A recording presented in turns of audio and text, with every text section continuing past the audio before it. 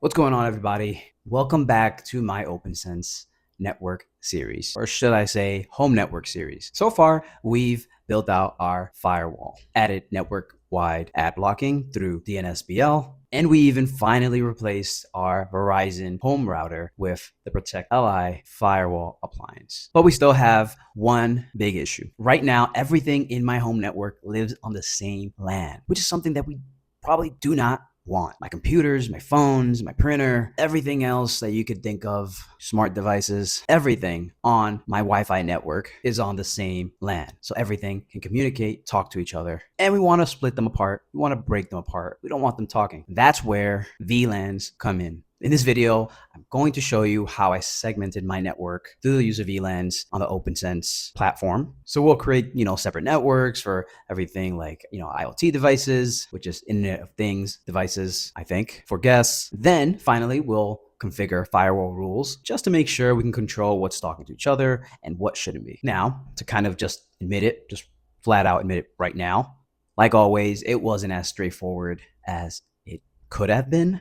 I ran into a few issues along the way, and you'll see it as part of the video. I learned a lot more about VLANs. I know the very basics, or whatever, or most people in IT kind of know about VLANs. So you'll see my mistakes, and hopefully they won't be your mistakes since you saw mine. And it just makes it easier for you to just implement this in your own home lab network. So let's go ahead and get things going and jump right in. And there it is. The laptop immediately pulls a .20 address while everything else stays on the .50 LAN. That's exactly how VLAN segmentation should be working. This is part of the Home Lab series. We're finally setting up VLANs on OPNsense and the Aruba Instant On switch. So the goal is pretty simple, pretty much keeping the normal LAN on the 192.168.50, and we're creating a separate VLAN 20. Before we get started, we want to make sure we back up our configuration, just in case we make any mistakes and something breaks along the way. We want to make sure we have a working configuration that we can jump back to.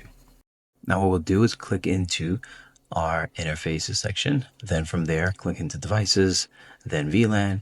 And here our goal is to create another internal network. This will be VLAN 20, and it will ride over the same physical LAN connection between OPNsense and the switch. For the switch, we'll separate traffic based on VLAN tagging. And just to finish off the VLAN creation, let's go ahead and add a description, something that lets you identify the VLAN that you are creating. Although we won't have many different VLANs for now, it's okay just to plan for the future and, just future proofing. And here we see an error message kind of pop up. It's pretty much just saying that we have to start with a VLAN or lowercase VLAN word as a prefix from what I'm seeing, and that's how I corrected it. Once you save it, make sure to hit apply to make sure that the changes that we just made take effect. So now that we have the VLAN created and everything is saved, let's go over to interfaces, then assignments. From here, we'll be able to assign a new interface and make sure to select the newly created VLAN. You can give it a description if you like.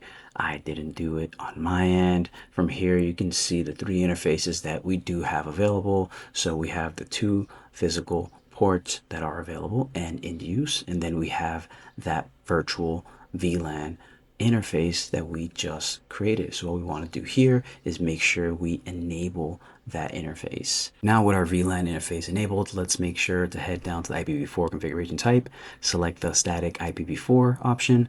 From there, we head and scroll all the way down, and we add an IP address of 192.168.20.1/24. Now, this could be totally different for you depending on what IP addressing you decide to go with, but this is what I did, and it's my example for the video. Just to kind of note, which I think is pretty important, is this makes the OPNsense the gateway for that VLAN. So just to let you guys know, we don't want to add or set it to DHCP. I made that mistake in the beginning, and the reason we don't want to do that is because, well, it's not really asking for an address here. It's like pretty much providing the gateway address for the VLAN 20 network that we just recently created. Just as a reminder, let's make sure to save, click save at the bottom, apply changes, and from there we can go ahead and head over to set up DHCP. We're using Kia DHCP.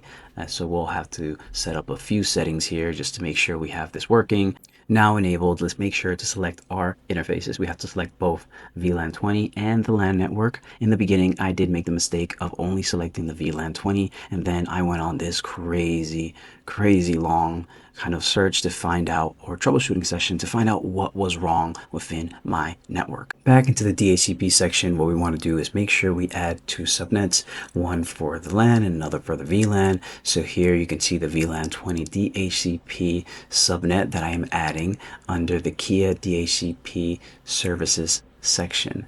We want to make sure to add another, and this one will be the LAN DHCP, just to make sure we have things going here. So as you can see on the screen, I'm adding the subnet itself, and then I just add that information to the pools. What we're doing here is pretty much finishing up our LAN DHCP subnet connection. We want to add all of the information that we added, just like in the VLAN 20 setup, but this is for our LAN DHCP. So I am doing a .50.100 through a .50.200. Now having both, we'll have DHCP handing out addresses in both the .50 and the .20 subnets. And once you click save and apply changes, we'll go ahead and add some firewall rules. So currently the VLAN has its own IP range, but the VLANs are only part of the story.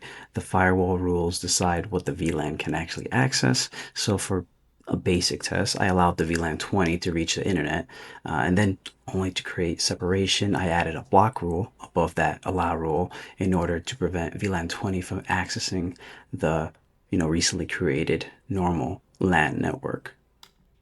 And from here, just make sure to add the IPv6 option. You don't really have to. You can add the IPv4, then save. And in that upper right-hand corner, you'll see the apply changes. We want to make sure to add that before we navigate to any other screen or menu option.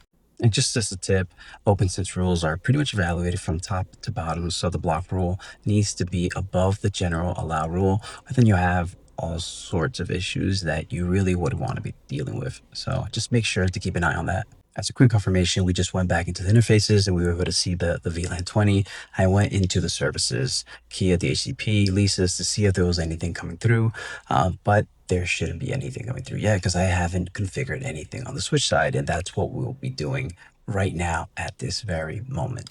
On this Aruba 1930 8-port switch, I'll go ahead and create this VLAN configuration. What we're doing here is pretty much using port 1 as the uplink back to the ProtectLI firewall. So VLAN 20 needs to be tagged on that port. As you can see here, I'm adding that VLAN ID of 20, VLAN name of VLAN 20. Make sure to apply changes like we always do in order to save that configuration. But like I mentioned, that port 1 will be the uplink back to the ProtectLI firewall. Pretty much it's so that VLAN 20 has to be tagged on that port, and the tag traffic is used between the network devices and that they understand each other, such like firewall and the managed switch. So in order to do some testing, we'll go ahead and plug our laptop into port 6. So this port will remain untagged in VLAN 20. The laptop doesn't need to know anything about the VLAN tags. The switch will then place the device into VLAN 20 automatically, or it's supposed to. And we go ahead and apply changes again. As you can see, VLAN 20 ID is selected, and you can see that the port 1 is tagged with VLAN 20. Then I switch back to VLAN ID 1, and we can see the difference right above in our little display. And for quick confirmation, I'm switching between both VLAN 1 and VLAN 20 just to make sure that that interface 1 is tagged. Then we go ahead and click on our port 6, and here, as you can see, we made the selections of include and untagged because we want our port 6 to be untagged for when we plug in our test laptop. As you can see, we still haven't plugged in our device, but you can see that port 6 is now untagged, which is what we wanted. And just to reiterate, we want to make sure that it is untagged within VLAN 20 and not VLAN ID 1. For VLAN ID 1, it will not have the status of untagged. And you can see there on the screen where I switch back to VLAN 1, and you can see that it is not untagged. Now that we have our Aruba switch configured, we'll go ahead and jump into our test laptop to make sure that we are receiving that .20 VLAN 20 IP address, or we fall within that desired subnet. As you can see, I am doing so here. I am currently plugged in to switch port 6, and it is placing my laptop into VLAN 20.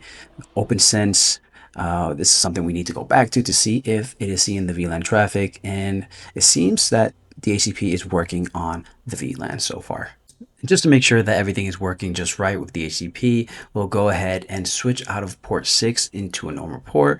That should be providing us with the normal LAN DHCP, which is the .50. And as you can see, we ran that ipconfig command. I did run ipconfig space /release command. Then I was able to receive that .50 IP address. So once you make that switch over to a normal port that is not VLAN 20, you can go ahead and run that command if you aren't seeing the new or yourself falling into that subnet that you should be falling into. To close things out here, we'll go ahead and go back into that Kia DHCP section. We have both of our interfaces added in this page, and I did make a mistake before where I didn't have the raw socket type added. I was using UDP as default for some reason, and that was causing issues. Once I switched back into that raw socket type, things were working as expected. I also had to go ahead and pause two of these services, which are both the DHCP D and also the DNS mask Q. They were interfering since they both offer DHCP services. They wouldn't allow Kia DHCP to work as expected. So if you do have any of these enabled on your OPNsense, make sure to disable them or temporarily pause them in order to make sure things are working as needed with Kia. And for the last portion of this, we want to make sure to back up this configuration just in case anything happens. So I just downloaded it and I'll be uploading right into your preferred storage location. And for me, I set a backup count of 3.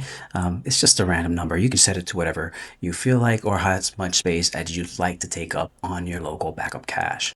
This wraps up part 4 of the OPNsense Home Network series. At this point in time, we've gone from installing our OPNsense firewall to network-wide app blocking, replacing our Verizon ISP router, and now segmenting our network with VLANs. So one of the best things that I've kind of learned throughout this video, this portion right now in time, is that VLANs aren't just for enterprise networks. They can pretty much just add that extra layer of security to your home network, and it's for everyone. Because even in a home network, it's nice to have that extra layer of security, just making sure you have those trusted devices, the IoT devices, separating, guest devices. I think it just gives you more control, more confidence in knowing how your network operates. If you've been following along with the series, then I'd really love to know how your implementation went, what devices you kind of categorized in,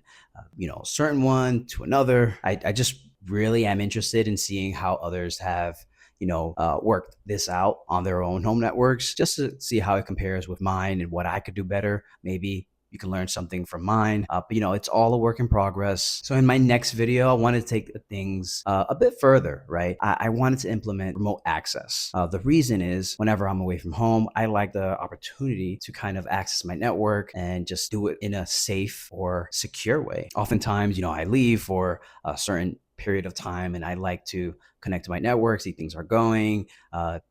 It's just kind of just cool to have. But if you found the video helpful, consider liking, subscribing, commenting, just share your story, how you implemented this, or if you are going and thinking about, configuring VLANs on your network and how that goes, I'd be happy to read. So just liking, subscribing kind of lets me know that you're enjoying the series and you'd like me to continue to share my progress, my journey. And if you're not, okay, but consider maybe investing a bit more time. But thanks for watching and I'll see you in the next one.